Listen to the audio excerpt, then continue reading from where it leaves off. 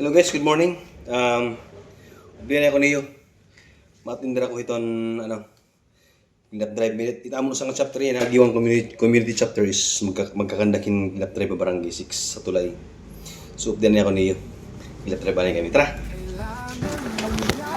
Pagabot ko, siya nila akong nahiabtan na. Damo-damo nagkapanira na kulikta ng basura. Pinahigot ito nira kay pinampapalit din hangin. Mga ika 4 times na ninamod din nga pag ilap driving nga area. So, hindi na naubos basura kami. So, nananawagan lang kami ng trongahaw. Itong mga parents, ngayon mga teachers, dako sa irarong para pag-educate itong sakto mapaglabog at basura. Doon at mga kabataan hit sakto mapaglabog at basura. Pinagit atong pag-educate sa ira, dako natin nga ang bagha aton bayan. So di na nga part, tapos na kami din na maghamis. Although wala namang kaubos.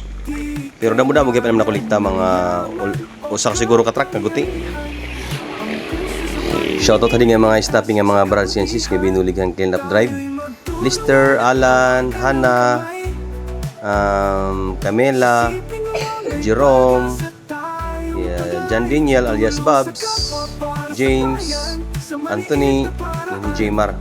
Very good kami damo kay mga busy and iba. Thank you for watching guys.